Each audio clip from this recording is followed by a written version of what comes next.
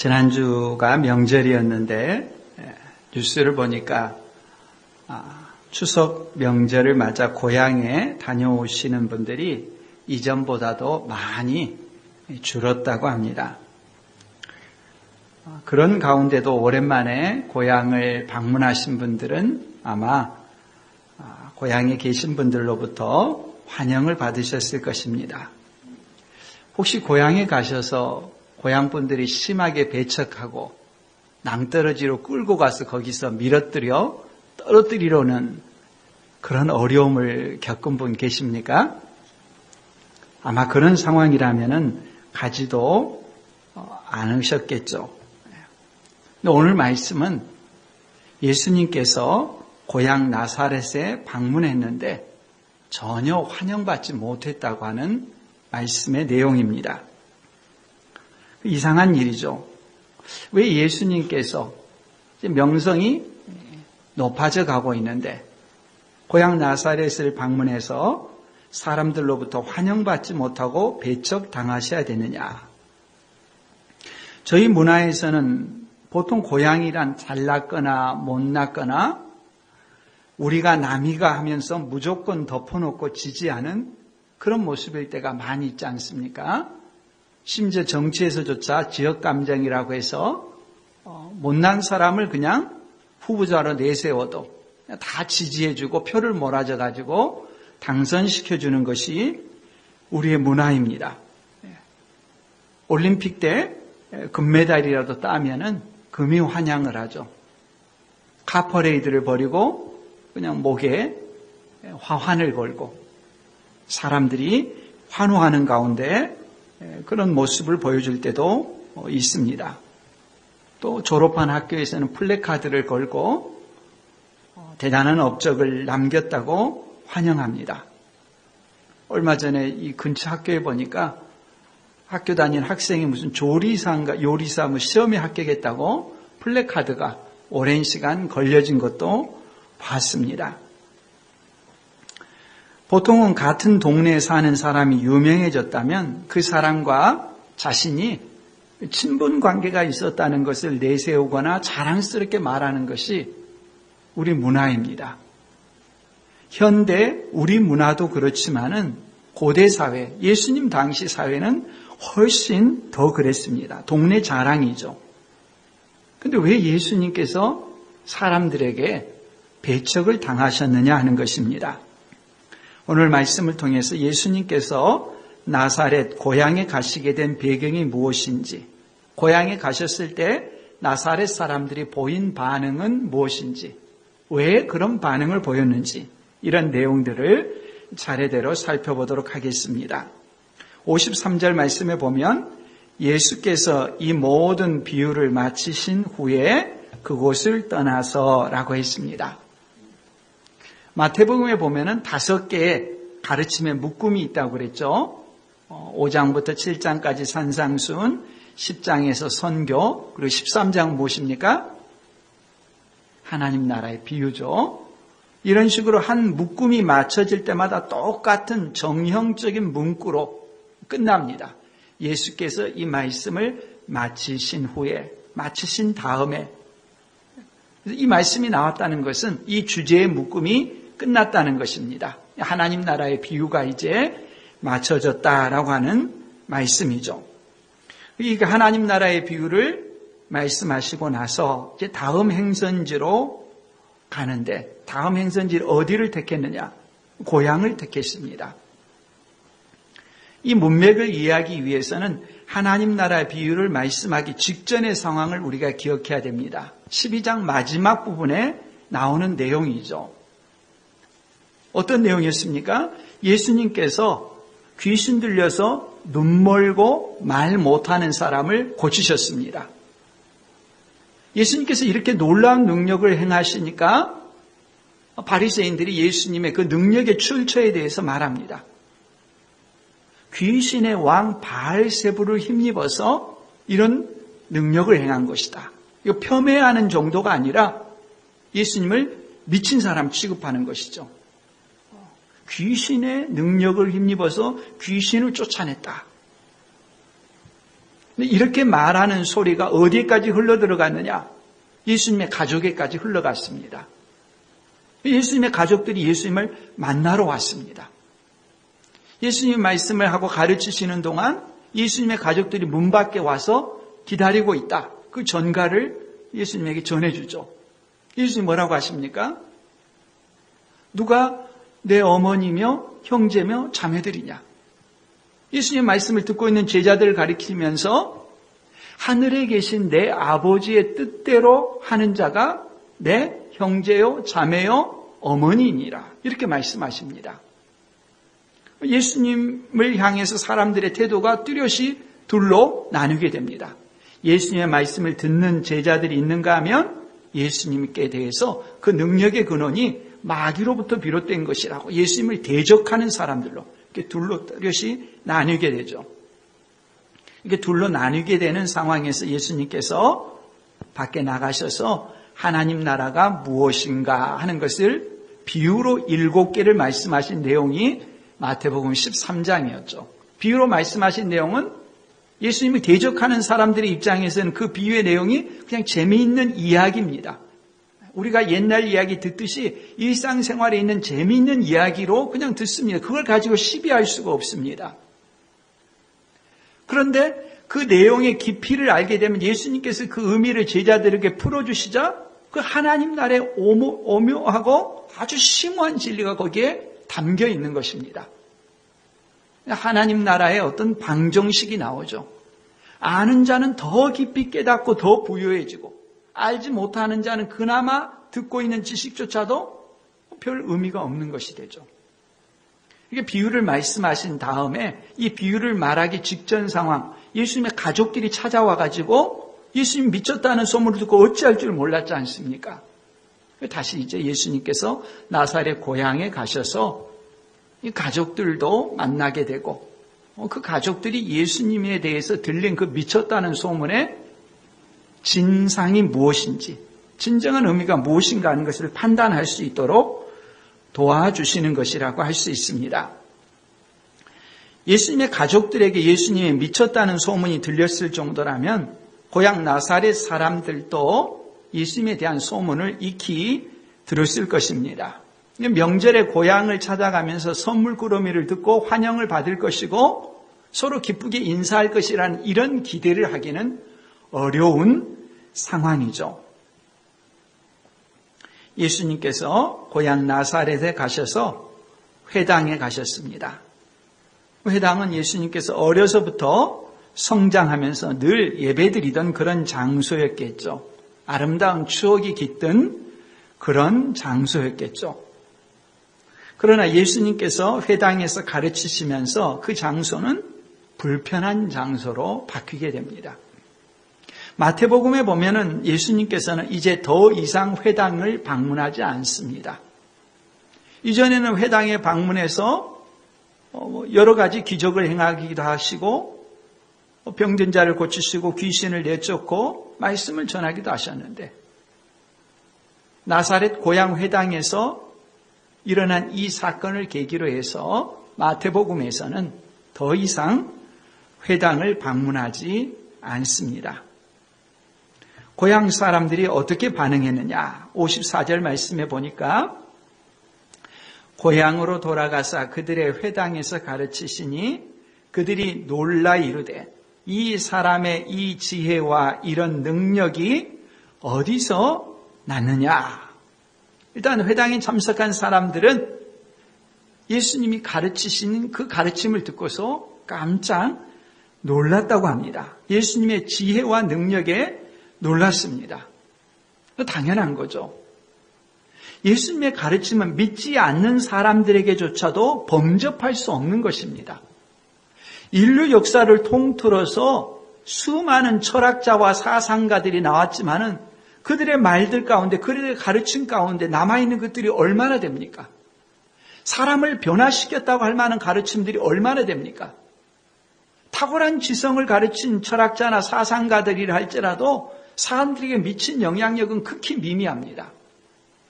그러나 예수님께서 가르치시고 우리에게 전해주신 말씀들, 예를 들어 산상수훈과 같은 말씀들, 그 주옥 같은 말씀들은 믿지 않는 사람들의 삶에조차도 엄청난 영향력을 미치고 어떤 사상가나 어떤 철학가도 그 가르침을 범접할 수가 없죠. 믿지 않는 사람들에게도 그 영향력은 지대한 것이었습니다. 나사렛 사람들이 예수님의 말씀을 듣고 그 가르침이 얼마나 탁월한가 하는 것은 금방 알 수가 있었죠. 그 다음이 뭐냐? 도대체 저런 말씀을 하게 된 근원이 뭘까? 어디서 표절한 것 아니야? 누가 한 말을 그냥 훔쳐서 그냥 하는 것 아니야? 요즘식으로 표현하자면요. 예수님께서 그 하시는 말씀을 듣고 나서 그 근원에 대해서 묻습니다. 이 사람의 이 지혜와 이런 능력이 어디서 났느냐? 왜 이런 질문을 할까요? 예수님을 믿지 않았기 때문입니다. 지혜와 능력의 근원은 이 마태복음 12장에 나오는 상황과 똑같습니다. 둘 가운데 하나입니다. 하나님으로부터 왔거나 아니면은 마귀가 준 것이거나. 보통 사람이 행할 수 없는 능력을 행할 때 사람들은 자연히 묻게 되어 있습니다. 저 사람이 어디서 저런 능력이 났을까? 하나님으로부터 온 것이거나 아니면은 귀신의 왕 바알세불을 힘입은 것이나. 만일에 예수님을 하나님의 아들로 그대로 받아들였다면 이런 질문을 할 필요가 없습니다. 예수님을 하나님의 아들로 인정하고 받아들이고 신뢰하면 됩니다. 그걸 하지 않으니까, 예수님을 하나님으로 믿지 않으니까 이런 질문을 하게 되는 것이죠. 하나님으로부터 온 지혜와 능력임을 받아들였다면 다른 가능성을 놓고 고심할 필요가 없습니다. 나사렛 사람들은 예수님의 능력이 어디서부터 온 것인가, 그 근원을 찾기 위해서 예수님이 누구인가 하는 것을 사람들이 아는 모든 지식을 총동원해 가지고 질문의 형태로 55, 56절에 말합니다. 이는 그 목수의 아들이 아니냐? 그 어머니는 마리아, 그 형제들은 야고보, 요셉, 시몬, 유다라 하지 않느냐? 그 누이들은 다 우리와 함께 있지 아니하냐? 뭐뭐 하지 아니하냐? 아니냐라고 하는 연속 3번의 질문은 그 답이 다 그렇다라고 하는 것을 전제하는 질문입니다. 그 목수의 아들이 아니냐? 맞다. 그 목수의 아들이다. 그 어머니는 마리아 아니냐? 맞다. 그 형제들은 야고보, 요셉, 시몬, 유다라 하지 아니하느냐? 맞다. 그 누이들은 다 우리와 함께 이 자리에 있지 않느냐? 맞다.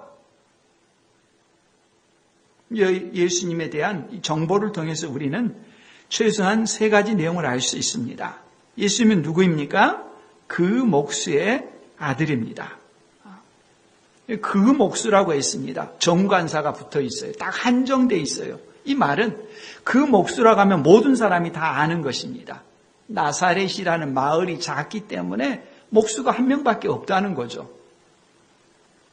그 목수하면은 다 요셉하고 아는 것입니다. 그 목수의 아들입니다. 엄밀한 의미에서는 요셉과는 상관이 없죠. 예수님은 동정녀 마리아에게서 태어났기 때문에요. 그러나 마리아가 요셉과 이미 정혼한 상태이기 때문에 법적으로는 부부이고, 이 정혼한 상태에서 태어나셨기 때문에 법적으로는 요셉의 가계도를 잇게 됩니다. 그래서 다윗의 자손에 해당하시는 것이죠. 그 요셉의 자녀인데 요셉의 직업은 목수라고 했습니다. 목수는 한글로 번역하면서 좁게 번역이 된 것인데요. 석공도 되고 여러 건축 일을 하는 그런 직업입니다. 나사렛에서 목수하면 특정한 한 사람입니다. 이름을 대지 않아도 다 압니다. 예수님을 말하면서 왜 사람들이 그 목수의 아들 이렇게 말했을까요? 예수님의 직업이 당연히 목수라는 것이죠. 그때 당시에는 할아버지가 가지고 있는 직업이 그대로 아들에게로, 아버지에게로 그렇게 전수가 되고, 아버지의 직업이 아들에게로 전수가 되고, 그런 시대 아닙니까? 그 말은 직업이 목수이기 때문에 가르칠 만한 역량이 없는 사람이라는 판단입니다. 그때나 지금이나 유대 랍비들은 공부를 아주 많이 합니다. 아주 어려서부터서 성경과 구전에 대한 여러 내용들을 배우고 익히고 암송하고 토론하고 지식의 분량이 엄청납니다. 평생을 해도 다 하지 못합니다. 그렇게 평생 동안 공부를 다 해도 랍비에 이르기가 어려운 것인데, 목수라는 직업을 가지면은 계속 작업장에서 일을 해야 합니다. 언제 그 랍비의 배움의 기회를 가졌겠냐는 것입니다. 잠시 어떤 가르침을 줄 수는 있지만 그 역량이 탁월한 가르침을 줄 수 있는 사람이 아니라는 것이죠. 나사렛에서 무슨 유명한 랍비 학교가 있는 것도 아니고 그 사람은 그냥 그 목수의 아들에 불과해 하고 이런 판정입니다. 요한복음 1장에 보면은 빌립이라는 사람이 나다나엘을 찾아가가지고 예수님을 소개하죠. 그때 나다나엘이 빌립에게 뭐라고 말합니까? 나사렛에서 무슨 선한 것이 나오겠느냐? 나사렛에서 아무리 탁월한 인물이 나온다고 하더라도 그 동네에서 나올 건덕지가 없다는 것입니다. 거기서 하나님의 말씀을 가르치는 탁월한 어떤 스승이 있는 것도 아니고 학교가 있는 것도 아니고 거기서 무슨 위대한 인물이 나올 수 있겠느냐? 이 사람들이 가지고 있는 생각이었죠. 또 사람들이 말하는 이 내용을 통해서 두 번째로 알 수 있는 것은 요셉은 이미 죽었습니다. 더 자세한 정보가 나오지 않기 때문이죠. 요셉이 생존해 있었다면 요셉과 관련한 다른 말들이 나올 텐데 전혀 나오지 않고 그 목수의 아들, 그 목수는 이미 떠난 것이죠. 그리고 가문의 배경이 별로다라고 하는 판단이 되겠죠. 세 번째는 어머니 마리아와 형제들 이름을 거론하면서 그 누이들은 다 자신들과 함께하고 있다라고 말하는 걸 봐서 그 누이들은 여전히 나사렛에서 살고 있고 아마 그 회당에 지금 참석해서 예수님의 말씀을 듣고 있었을 것입니다. 우리와 함께 있지 아니하냐? 그 자리에서 같이 듣고 있었다는 말이겠죠. 이런 나사렛 사람들의 예수님에 대한 평가는 예수님의 성장 과정에서 특기할 만한 내용이 전혀 없었다라고 하는 그들의 지식을 보여줍니다. 이게 또 중요한 이유는 무엇인가 하면 성경에 기록되지 않은 예수님의 공생의 이전 기간에 대해서 이런저런 책들이 있습니다. 흔히 외경이라고 그러죠. 예수님이 성장했을 때 이런 일을 했을 것이다. 말도 안 되는 그런 책들이 있어요. 예수님께서 인도에 갔다는 헛소리도 있고요. 또 심지어 어떤 책에는 보면은 예수님께서 어렸을 때 진흙으로 비둘기 만들어진 것을 진짜 비둘기가 되게 해서 날아가게 했다.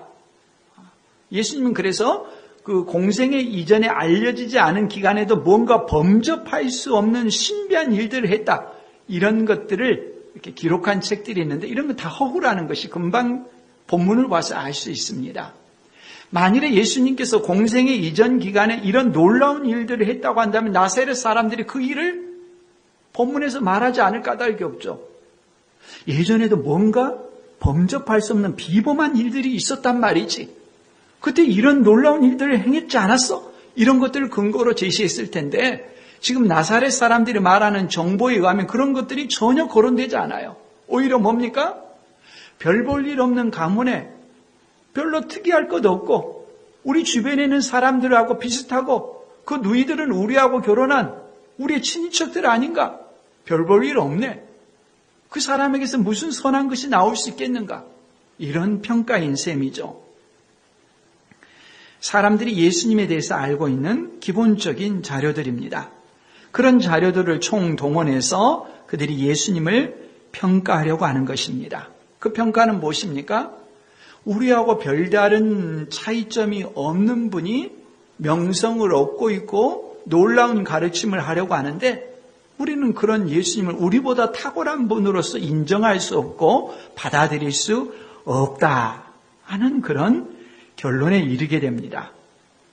비참한 것이죠. 우리가 아는 것처럼 당시 사회는 이동이 거의 없었습니다.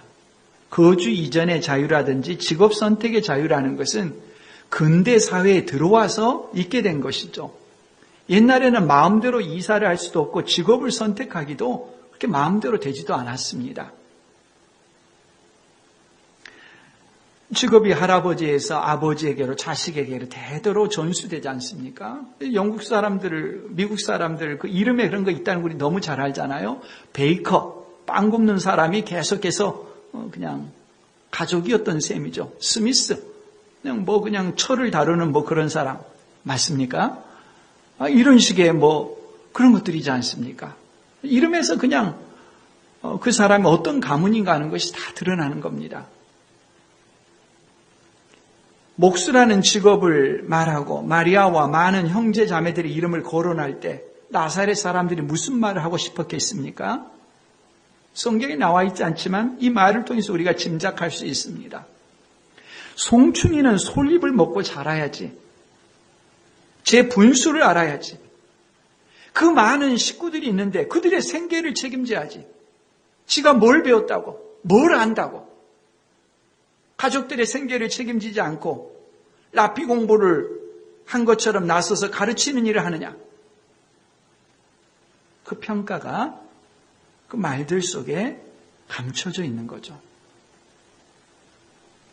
나사렛 동양 사람들이 예수님께 하고 싶은 말입니다.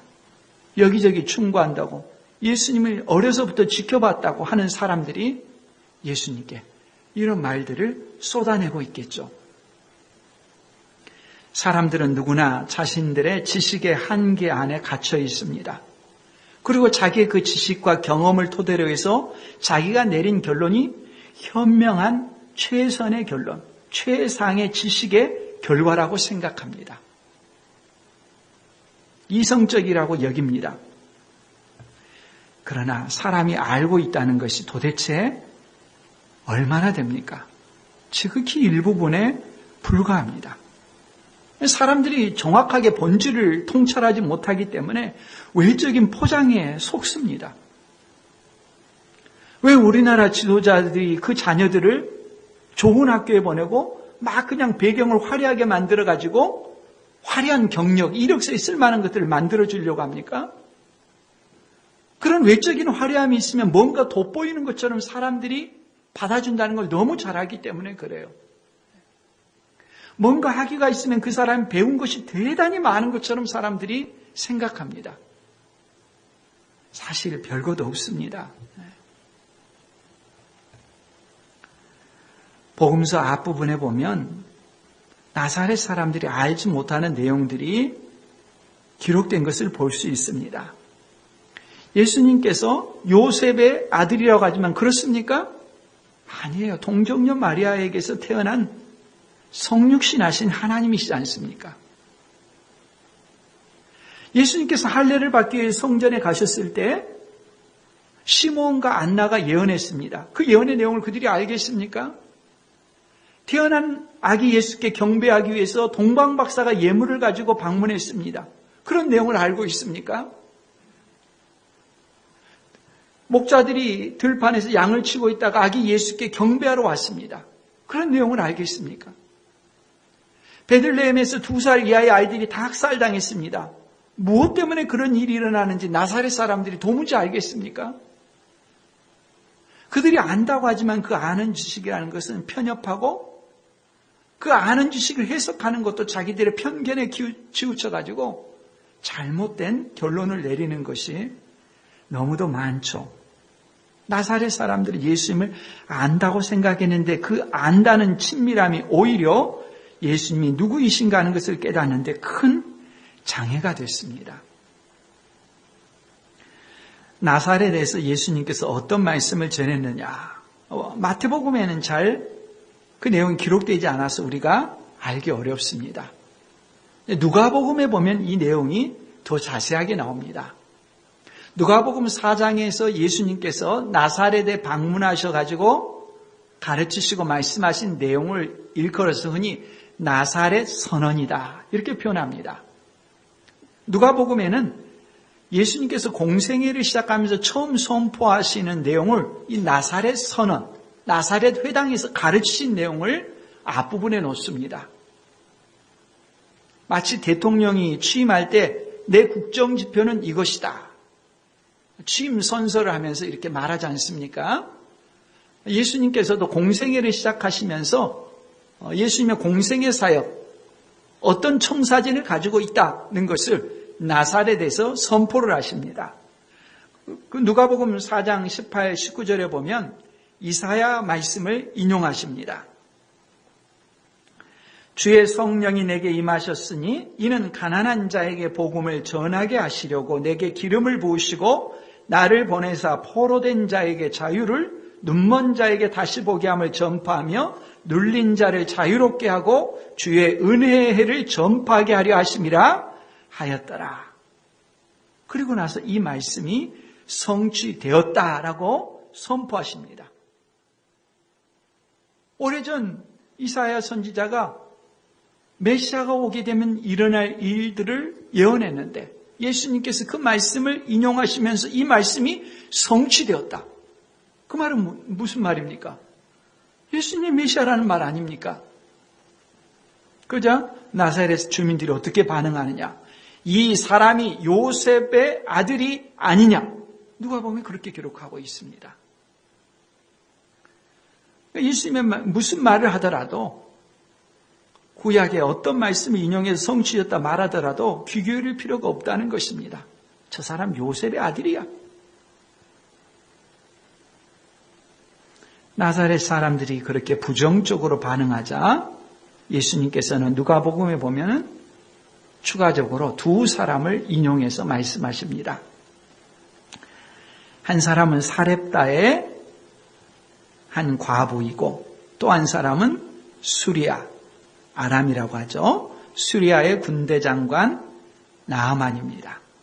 누가복음 4장 25절 이하에 보면 내가 참으로 너희에게 이르노니 엘리야 시대에 하늘이 3년 6개월간 닫히어 온 땅에 큰 흉년이 들었을 때에 이스라엘에 많은 과부가 있었으되 엘리야가 그중 한 사람에게도 보내심을 받지 않고 오직 시돈 땅에 있는 사렙다의 한 과부에게 뿐이었으며 또 선지자 엘리사 때에 이스라엘에 많은 나병 환자가 있었으되 그 중에 한 사람도 깨끗함을 얻지 못하고 오직 수리아 사람 나만 뿐이었느니라.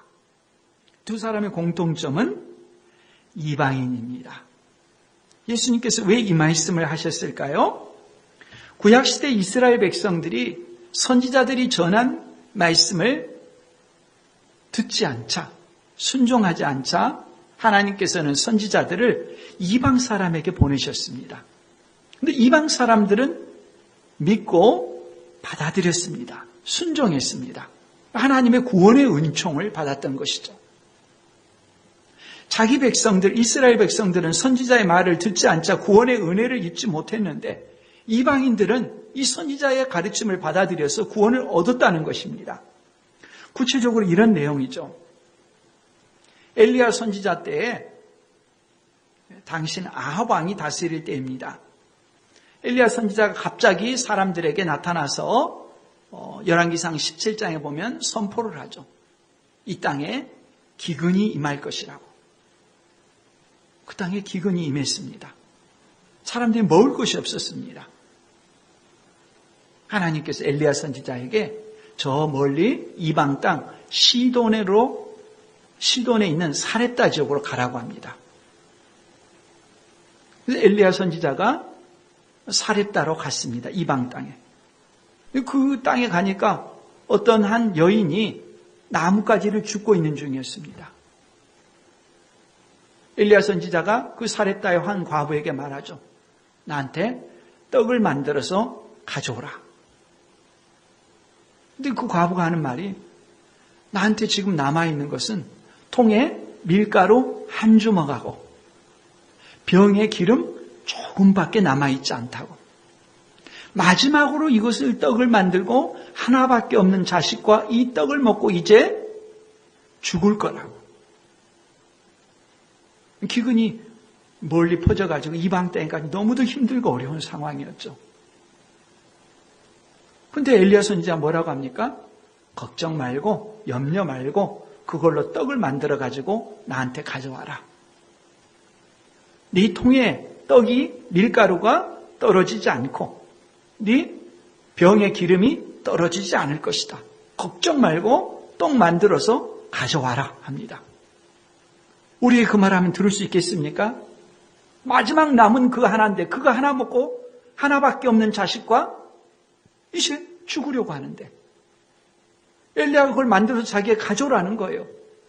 미칠 노릇이죠. 그런데 이 사르밧 과부는 떡을 만들어서 엘리야에게 가져왔습니다. 어떻게 됐을까요?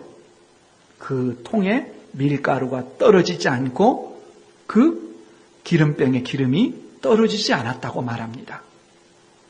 엘리야의 말을 믿고 순종한 이방 사르밧 과부는 하나님의 말씀을 듣고 순종함을 통해서 이와 같은 놀라운 은혜를 힘입은 것이죠. 엘리사 선지자 때 또 일어난 일입니다. 엘리사는 엘리야 다음 때에 활동한 선지자죠. 그때 북쪽에 있는 시리아, 이 아람 군대가 이스라엘에 쳐들어가지고 사람들을 포로로 잡아가지고 종살이를 시켰습니다. 그렇게 끌려간 어린 계집애 가운데 하나가 일하는 자기 집 주인이 이름이 나아만인데 그 주인이 나병에 걸려 있었습니다. 나병 걸려 있는데 이 계집 종이 자기 여주인에게 실종되는 여주인에게 말합니다. 우리나라에 가면 나병을 고칠 수 있는 선지자가 있어요. 그 말을 듣고 이 나만의 부인이 나만 장군에게 전달해 줬습니다. 이스라엘에 가면 병을 고칠 수 있답니다. 나만 장군이 이스라엘 왕에게 갔습니다. 나만 장군이 와가지고 당신 나라에서는 나병을 고칠 수 있다며 이렇게 말하니까 왕이 미칠 노릇이죠. 아, 전쟁을 하려고 트집을 잡으려고 뭘 뜯어가려고 이런 겁박을 하는구나 이렇게 받아들였죠. 그 이야기를 듣고 엘리사 선지자가 뭐라고 합니까? 그놈 나한테 보내라고. 나만 장군이 엘리사의 집에 오는데 엘리사는 문을 열어보지도 않습니다. 직접 말도 하지 않습니다. 상대도 안 합니다. 자기 종을 시켜가지고 아예 집에도 못 들어오게 문 입구에 있을 때 종을 시켜서 말합니다. 요단강에 가서 몸을 7번 담궈라.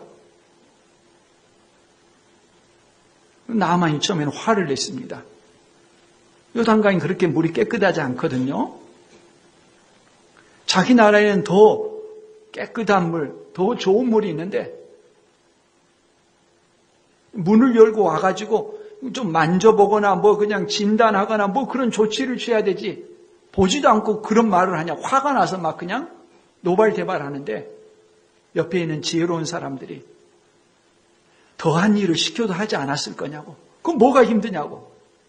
요단강에 가서 7번 몸을 담궈보라고. 화를 누그러뜨리고 요단강에 가가지고 요단강물에 몸을 담궜죠. 1번, 2번. 아무런 변화도 일어나지 않다가 마지막 7번째 몸을 요단강에 담궜다 나오니까 그 살이, 그 나병이 들었던 사람의 살이 어린아이의 살처럼, 새 살처럼 돋아났다고 성경은 말합니다. 하나님의 자녀들인 이스라엘 백성들이 하나님의 말씀을 듣지 않고 불순종하자 이방인에게 구원의 은혜를 베풀어 주신 것입니다. 하나님의 말씀을 듣고 순종하느냐는 것이 중요한 것이지 동양 사람이냐, 아브라함의 혈통이냐, 어떤 가문에 속했느냐 이런 것이 전혀 중요하지 않다는 것을 말씀하는 것입니다. 나사렛 사람들은 예수님의 이 말씀을 듣고 화가 치밀어 올랐습니다. 엘리야, 엘리사 시대에 하나님의 말씀에 불순종했던 이스라엘 백성들과 지금 나사렛 사람들이 똑같다는 그 말을 예수님이 하고 있는 거 아닙니까? 나사렛 사람들이 예수님의 그 말씀을 듣고 나서 막 화가 났습니다. 뭐라고 우리가 그 시대 사람들의 불순종하던 그 사람들하고 똑같다고? 도저히 예수님의 말씀을 받아들일 수가 없었죠. 57절에 보면 예수를 배척한지라 라고 짧게 결론을 말하는데요. 누가복음은 더 상세하게 그 행동을 표현합니다. 누가복음 4장 28, 29절 말씀에 보면 회당에 있는 자들이 이것을 듣고 다 크게 화가 나서 일어나 동네 밖으로 쫓아내어 그 동네가 건설된 산 낭떠러지까지 끌고 가서 밀쳐 떨어뜨리고자 하되. 소두에 말씀드렸죠. 고향에 가서 누가 혹시 낭떠러지에 여러분 끌고 가서 떨어뜨리려고 한 적 있냐고요. 제가 구글 지도에서 또 구글 사진 이미지로 확인해 보니까 낭떠러지에 그 나사렛에서 낭떠러지가 있더라고요. 돌로 된 것에서. 왜 예수님을 낭떠러지로 끌고 가서 밀어뜨리려고 했을까요? 예수님의 근원에 대해서, 힘의 근원에 대해서, 지혜와 능력의 근원에 대해서 이들이 처음에 질문을 했지 않습니까? 하나님으로부터냐? 귀신의 왕 바알세불을 힘입어서 가르침과 능력이 나오느냐? 이들이 어떤 결론에 이른 것입니까? 예수님의 지혜와 능력은 귀신의 왕 바알세불을 힘입었다는 결론에 이른 것이죠. 율법에 의하게 되면 이처럼 귀신의 왕을 힘입어서 예언을 하거나 말을 했을 때 그 사람은 죽여야 됩니다. 잘못된 거짓된 선지자이기 때문이죠. 결국 이들이 예수님을 산 낭떠러지에 끌고 가서 밀쳐 떨어뜨리려고 한 것은 예수님의 능력의 근원이 하나님으로부터가 아니라 악한 영으로부터 비롯된 것이라고 결론을 내렸다는 것을 말해주는 것입니다. 자신이 잘못했다는 것을 인정하고 자신을 돌이키면 되는데 자기가 잘못했다는 것을 인정하기 싫으니까 상대방을 매도하는 방식. 예전이나 지금이나 조금도 다르지 않죠. 예수님을 배척한 나사렛 사람들은 결국 하나님의 능력을 전혀 맛볼 수가 없게 됩니다. 오늘 말씀 58절에 보면 그들이 믿지 않음으로 말미암아 거기서 많은 능력을 행하지 아니하시니라. 이 말씀은 주의해야 됩니다. 우리의 믿음이 더해져야 하나님의 능력이 나타난다는 말씀이 아닙니다. 하나님의 능력은 99%인데 우리의 믿음이 1% 더해져야지 하나님의 능력이 나타난다라고 생각한다면 본문을 철저히 오독하고 있는 것입니다. 그런데 사실은 이런 가르침들이 너무 널리 퍼져 있고 사람들은 이런 가르침에 세뇌된 사람들이 적지 않습니다. 신학적으로는 이것을 번영신학이라고 합니다. 내가 예수를 잘 믿으면 하나님께서 나의 삶을 형통하게 하고 부자가 되게 하고 잘 살게 하고 자손들이 번영하고 아무런 근심이나 염려가 없고 형통한 삶을 살아간다. 이런 주장들이죠. 예수님을 잘 믿어야 된다. 자기 안에는 확신, 신념, 이걸 믿음인 것처럼 변질시킵니다. 믿음은 그런 게 아닙니다. 내 안에 있는 생각이 아닙니다. 내 안에는 감정적인 주장이 아닙니다. 믿음은 하나님께서 내게 무슨 일을 해달라고 요구하는 그런 것이 아닙니다. 믿음은 하나님을 신뢰하는 것입니다. 하나님을 전적으로 신뢰하는 것입니다. 사나 죽으나 나는 주님의 것입니다. 주님께서 내게 행하시는 것은 내게 가장 좋은 것을 행하시는 것임을 믿습니다. 내가 고난에 처해서나 궁핍에 처해서나 어려운 상황에 처해서나 하나님 나를 지키시고 돌보시며 나를 인도하시는 분이십니다. 어떤 상황에서 요동하지 않고 하나님만을 바라보는 그 마음, 그 하나님을 믿는 것입니다. 신뢰하는 것입니다. 나사렛 사람들은 예수님을 신뢰하지 않았습니다. 나사렛 사람들이 예수님을 배척한 가장 주된 이유는 무엇이냐? 예수님께 대한 불신앙인 것이죠. 왜 불신앙을 갖게 됐습니까? 예수님에 대해서 다 안다라는 생각입니다. 어떤 내용에 대해서 내가 알 만큼 충분히 알아서 그것으로부터서 내가 내린 결론은 충분히 신뢰할 만하다.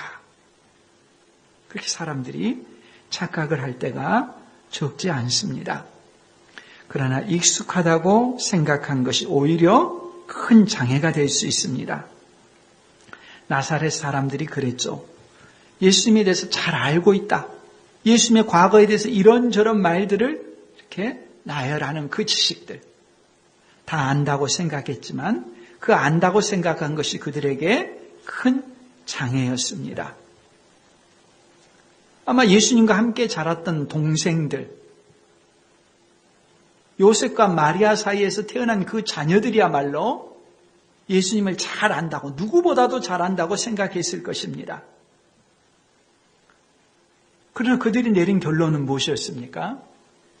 사람들이 예수님을 미쳤다고 말할 때 그들도 예수님에 대해서 그런 생각을 했죠. 예수님을 신뢰하지 못했죠. 그러니까 예수님께서 가르치신 곳까지 찾아가가지고 예수님을 만나려고 했겠죠. 예수님을 신뢰했다면 사람들이 예수님을 미쳤다고 말했을 때 그런 말에 요동하지 않았겠죠. 헛소문으로 여겼겠죠.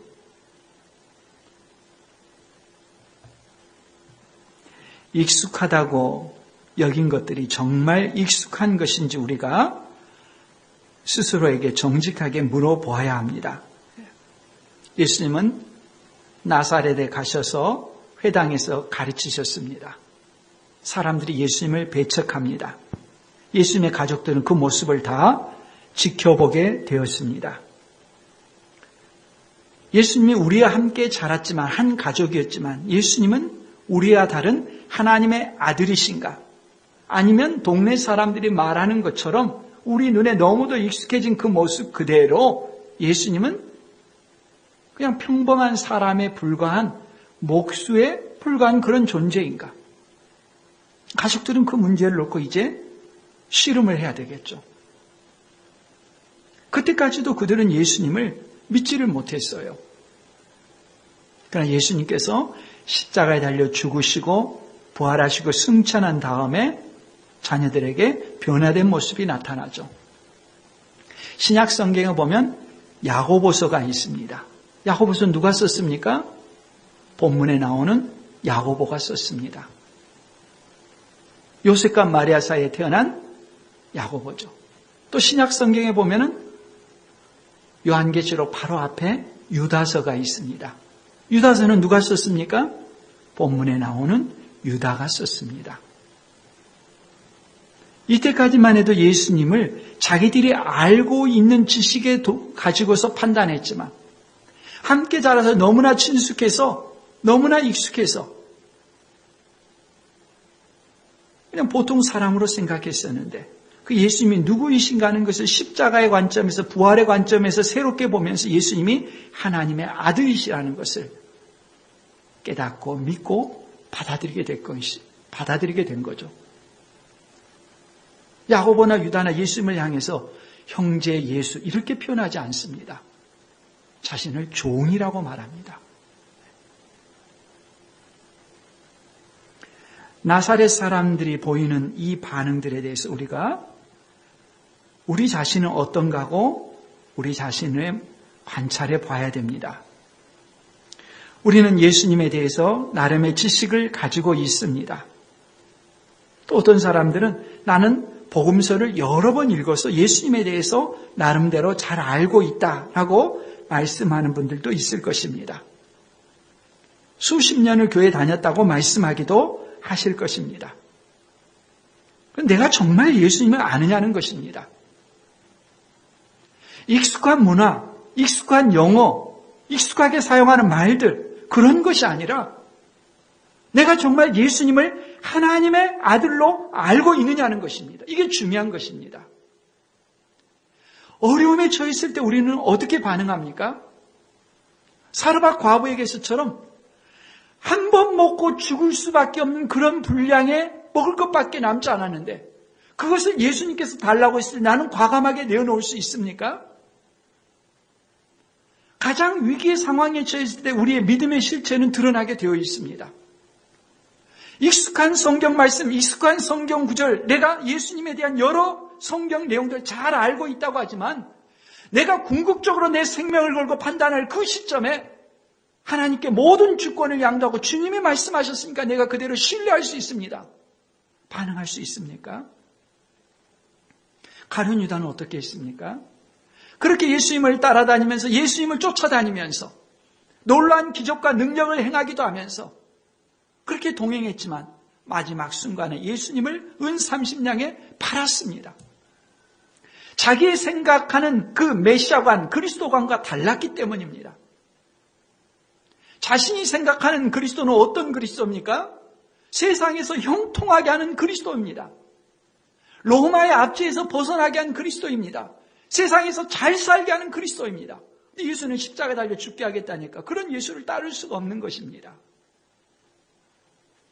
사르밧 과부가 예수님을 믿은 것처럼 나만이 예수님을 믿은 것처럼 하나님의 말씀을 믿고 따르는 것처럼 우리가 예수님을 믿고 따르겠느냐? 내가 익숙하게 말하는 예수, 관념의 예수가 아니라 실제 삶에서 예수를 믿을 수 있느냐는 것입니다. 이게 중요한 것이죠.